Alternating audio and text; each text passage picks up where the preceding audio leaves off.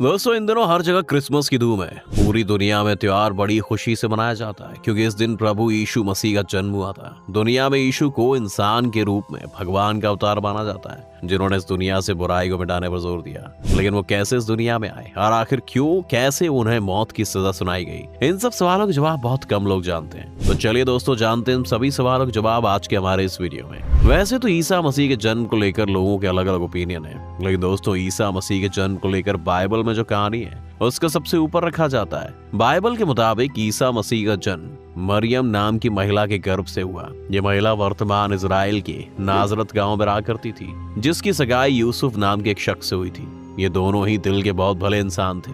कहा जाता है कि एक बार मरियम के पास एक एंजल आई जिसका नाम गैब्रियल था। ये एंजल यानी कि परी भगवान का मैसेज लेकर मरियम के पास आई थी। एंजल गैब्रियल ने उस समय मरियम से कहा था कि इस बार भगवान इस दुनिया में एक पवित्र आत्मा को भेजना चाहते हैं। ये बात सुनकर मरियम एकदम घबरा गई थी, क्योंकि तब तक उसकी शादी यूसुफ से नहीं हुई थी और ऐसे में वो बच्चे को जन्म कैसे दे सकती थी। तब उस परी ने उसे ईश्वर का चमत्कार बताते हुए उसे चिंता ना करने के लिए कहा जाता है कि इस दौरान मरियम अपने कजिन के यहाँ चली गई थी। वहां से वो 3 महीने बाद आई थी और तब तक वो प्रेग्नेंट भी हो गई थी, जिसके बाद यूसुफ ने उससे शादी करने के लिए मना कर दिया। लेकिन उसी रात यूसुफ के सपने में भगवान ने एक ईश्वर दूत यानी कि एक एंजल को भेजा और इस एंजल ने मरियम के गर्भ यानी कि वूम से एक पवित्र आत्मा के जन्म लेने के रहस्य के बारे में बताया और एंजल ने यूसुफ को मरियम से शादी करने के लिए कहा, जिसके बाद यूसुफ ने मरियम से शादी कर ली। माना जाता है कि अपनी शादी के बाद जब मरियम और यूसुफ नाजरत में थे और मरियम प्रेग्नेंट थी, उसी दौरान वहां के रोमन सम्राट ने आदेश दिया कि उस देश के सभी लोगों की गिनती यानी कि जनगणना करवानी है और जनगणना करने के लिए हर इंसान को बेथलेहम में जाकर अपना नाम दर्ज करवाना होगा। उस समय वहां के लोग बड़ी संख्या में इकट्ठा हुए थे और धर्मशाला में रुके थे।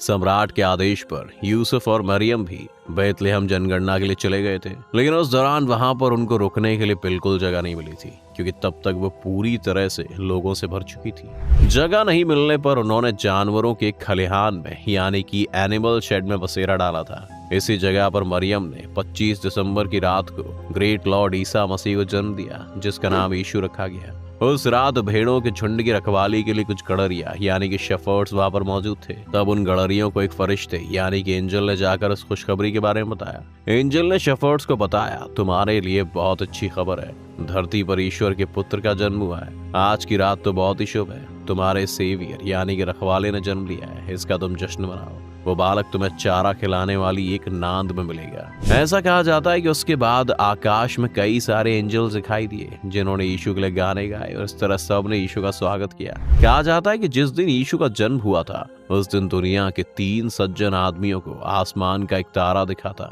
जिस तारे को क्रिसमस का तारा भी कहा जाता है। वो इस तारे को देखकर समझ गए थे कि इस धरती पर किसी पवित्र आत्मा ने जन्म लिया है। आपको बता दें कि यूसुफ पेशे से कारपेंटर था। यीशु के जन्म के बाद यीशु के पिता यानी कि यूसुफ वापस अपने गांव आने के बाद अपना कारपेंटरी का काम करने लगे। इधर यीशु भी थोड़े बड़े होने के बाद अपने पिता के साथ ये काम सीखने लगे। लगभग 30 साल की उम्र तक वो इसी गांव में अपने पिता के साथ रहकर एक बढ़ई का काम करते थे।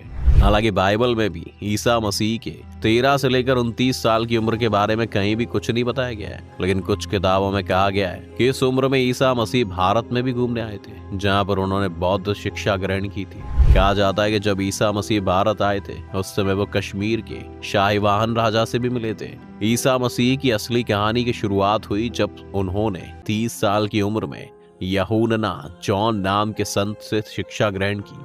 अपनी शिक्षा पूरी कर लेने के बाद ईसा मसीह ने उपदेश देना शुरू कर दिया था। उन्होंने ईसाई धर्म का प्रचार प्रसार करना शुरू कर दिया था। वो अपने उपदेशों में कहा करते थे कि ईश्वर साक्षात प्रेम का रूप है जो सभी लोगों से प्यार करते हैं। यीशु अक्सर कहा करते थे कि सब लोग गॉड के ही बच्चे हैं, इसलिए इंसान को गुस्से में आकर किसी से बदला लेने की भावना नहीं रखनी चाहिए। गलती हो जाने पर माफ कर देना चाहिए और वही सच्चा इंसान होता है। इस तरह से ईसा मसीह ने काफी सारे उपदेश दिए। उन्होंने सभी लोगों से कहा कि वे ईश्वर के पुत्र हैं, वे ही मसीहा हैं, वे ही स्वर्ग और मुक्ति का मार्ग है।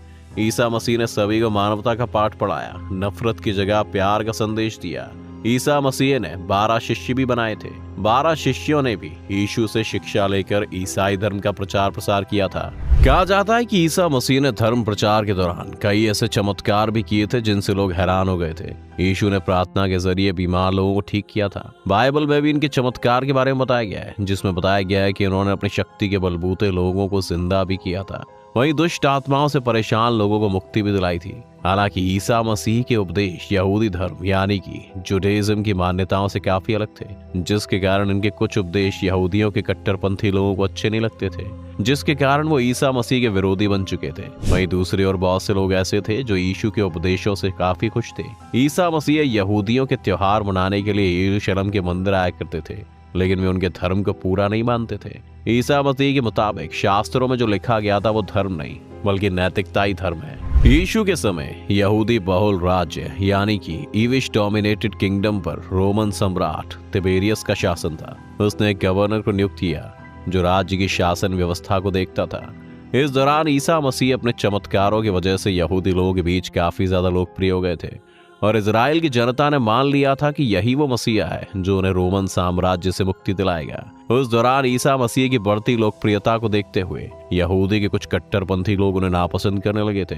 उन्हें लगने लगा था कि ईसा मसीह एक नया धर्म स्थापित करना चाहते हैं जिसका संबंध यरूशलेम के मंदिर से नहीं है, जिसके कारण वो ईसा मसीह को यहूदी धर्म की मान्यताओं के खिलाफ मानने लगे। यीशु की इन सभी बातों से परेशान होकर कुछ कट्टरपंथी यहूदी लोग उस वक्त के रोमन गवर्नर पिलातुस के पास शिकायत करने के लिए गए। कहा जाता है कि पिलातुस को ईसा मसीह के उपदेश से कोई समस्या नहीं थी, लेकिन रोमन लोगों को हमेशा यहूदी क्रांति का डर रहता था, जिसके कारण कट्टरपंथियों को खुश करने के लिए पिलातुस ने ईसा मसीह को मौत की दर्दनाक सजा सुना दी। जैसा कि हमने आपको बताया कि यीशु ने अपने 12 शिष्य बना रखे थे, तो उन्होंने अपने शरीर छोड़ने से पहले अपने शिष्यों को शिक्षा दी ताकि वो उनके बाद जगह जगह जाकर ईसाई धर्म का प्रचार प्रसार कर सकें।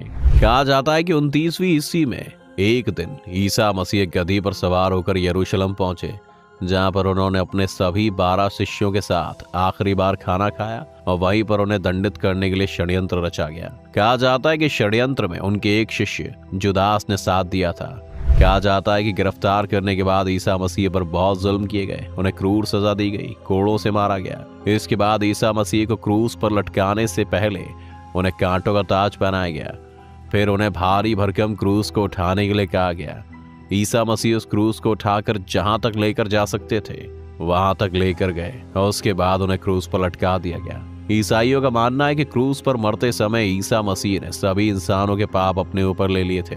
ऐसा कहा जाता है कि अपनी मृत्यु के 3 दिन बाद ईसा वापस जिंदा होकर उठे और 40 दिन बाद सीधे स्वर्ग चले गए। जिस दिन यीशु को सूली पर चढ़ाया गया था उस दिन को गुड फ्राइडे के रूप में मनाया जाता है। वहीं इसके 3 दिन बाद जिस दिन यीशु स्वर्ग गए उसे ईस्टर के रूप में मनाया जाता है। वैसे तो यीशु को किस दिन सूली पर चढ़ाया गया ये तो किसी को इसके बारे में ढंग से पता नहीं है, लेकिन कुछ इतिहासकारों के मुताबिक यीशु को 7 अप्रैल 30 ईस्वी या फिर 3 अप्रैल 33 ईस्वी, इन दोनों में से एक दिन यीशु को सूली पर चढ़ाया गया था। ईसा मसीह को जिस जगह पर सूली पर चढ़ाया गया था उस जगह को गोलगोथा नाम से जाना जाता है। ये जगह इसराइल की राजधानी यरूशलेम में ईसाई क्षेत्र में इसे ही हिल ऑफ द कैलवरी कहा जाता है। इस स्थान पर चर्च ऑफ फ्लैजेलेशन है। चर्च ऑफ फ्लैजेलेशन का वो स्थान माना जाता है जहाँ सार्वजनिक रूप से यीशु की निंदा हुई और उन्हें गोलगोथा की पहाड़ी पर क्रॉस पर चढ़ा दिया गया था। इसीलिए होली स्कल्पचर से चर्च ऑफ फ्लैजेलेशन तक के मार्ग को दुख या पीड़ा का मार्ग माना जाता है। दोस्तों ये थी यीशु मसीह की कहानी। आपकी इस वीडियो को लेकर क्या राय है हमें हमारे कमेंट सेक्शन में जरूर बताएं। तो दोस्तों आज की वीडियो में बस इतना ही। उम्मीद है आपको आज की इस वीडियो से काफी कुछ नया सीखने को मिला होगा।